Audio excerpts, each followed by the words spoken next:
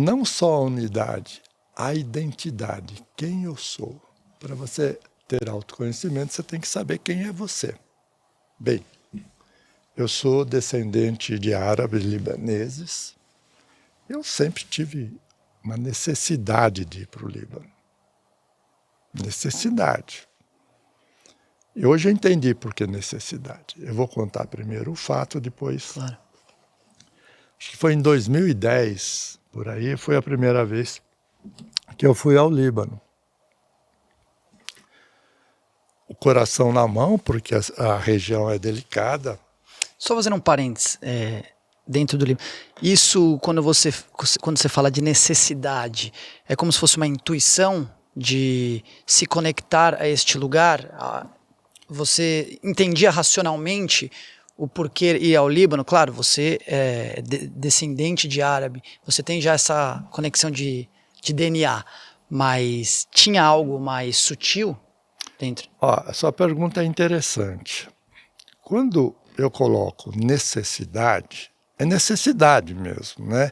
É aquilo que lhe é premente, aquilo que você não pode deixar de fazer ou sentir.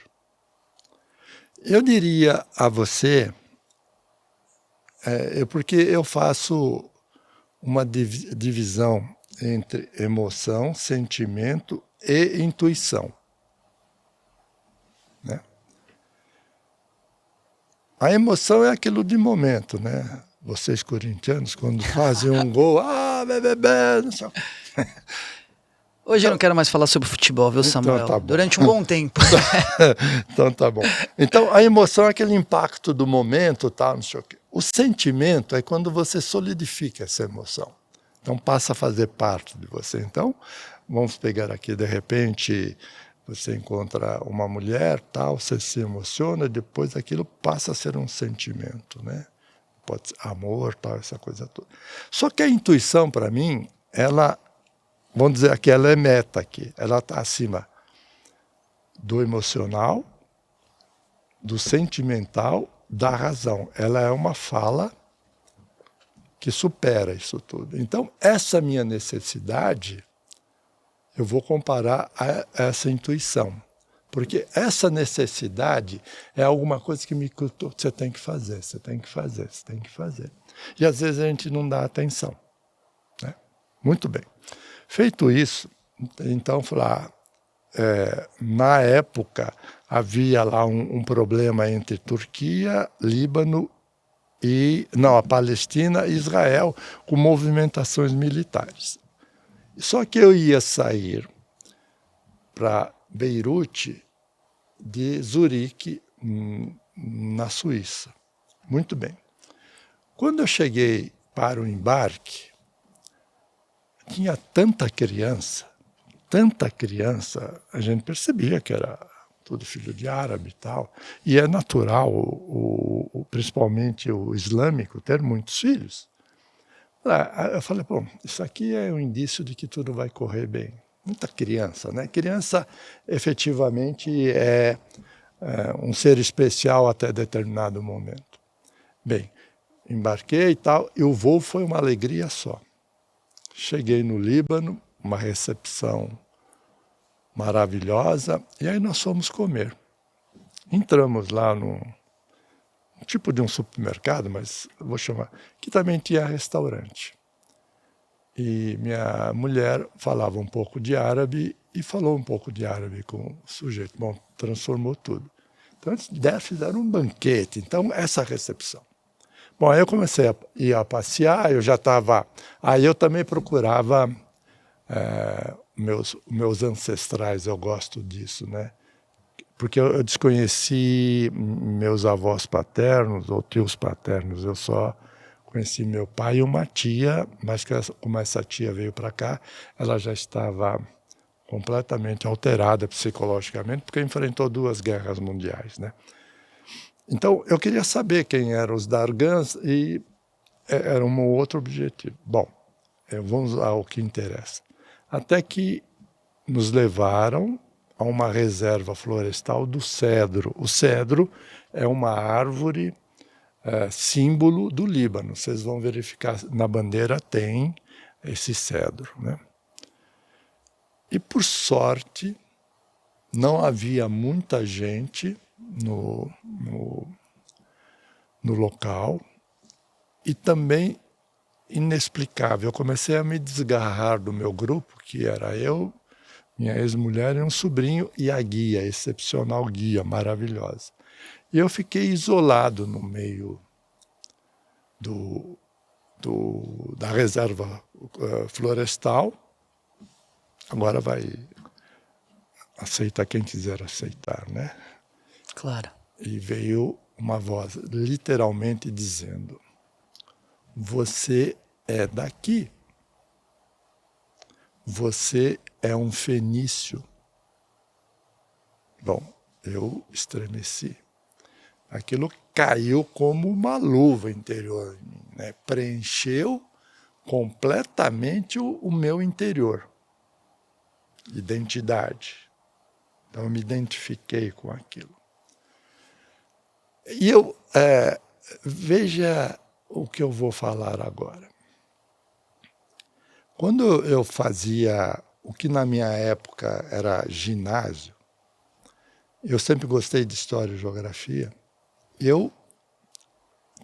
minha classe era no subsolo do prédio.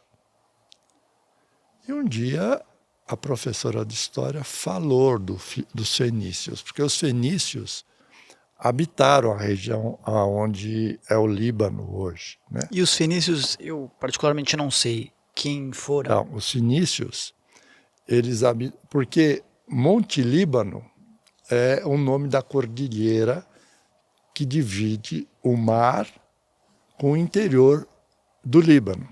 Os fenícios viviam da cordilheira para o mar. Eles tinham difícil acesso para o interior, né? Se você vai verificar, os fenícios são considerados os primeiros comerciantes, os grandes comerciantes. Como eles não tinham entrada para o interior, eles resolveram sair para o mar a negociar. Então eles andaram pelo mundo, porque os fenícios são anteriores aos árabes, né, que estão no Líbano hoje. E quando essa professora falou de fenícios na história, isso que eu tô aquilo bateu forte em mim, tanto que eu não esqueci. Não esqueci a classe, o subsolo dos fenícios. Mas você já conhecia? Não conhecia, eu era menino. Era quando eu tinha, 12, 13 anos, isso. E essas coisas que eu não desprezo, essas coisas que são pontos de te alertar. Então eu não preciso que um anjo desça diante de mim para anunciar qualquer coisa. E isso é que me faz entender alguma coisa após a vida. E por quê? Eu, quando tinha 15 anos, eu comecei a escutar vozes. Eu quero abrir um parênteses. Essas vozes, eu fui consultar alguns psiquiatras para ver se eu não era qualquer coisa fora uma doença. Até pouco tempo eu visitava a psiquiatra para saber. Bom, essas vozes me guiaram e que me guiam até hoje. Posso colocar um parênteses? Claro. Essas vozes, pelo que você está me contando, eu estou entendendo que elas começaram nessa viagem. Não. Veja, eu estou falando aqui de menino. A minha viagem eu era adulto já. Ah, tá. Então tá claro. Então, desculpa, se eu não fui claro, é o seguinte. Agora, eu posso ter entendido errado também. Não, eu acho que vamos ser modestos.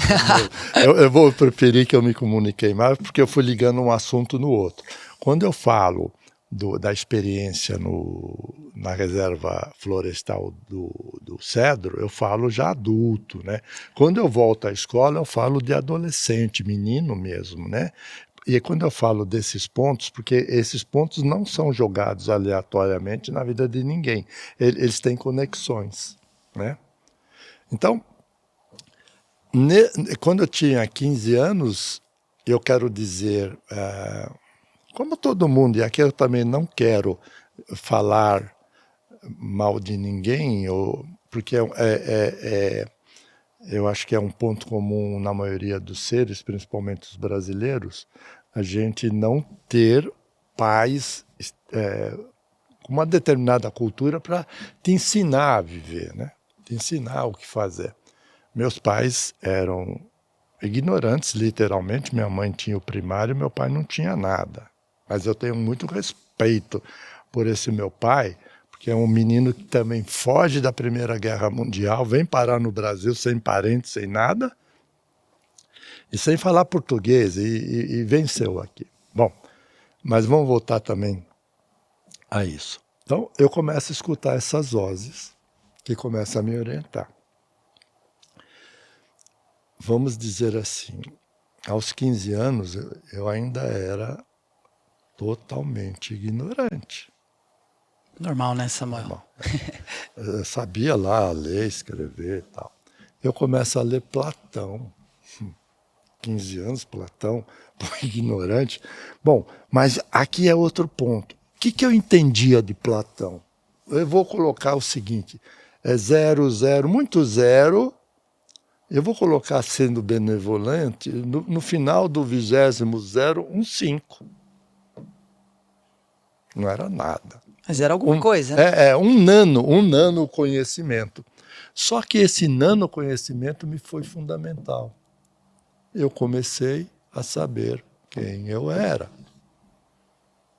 Eu vou contar também uma passagem interessante. Nessa época,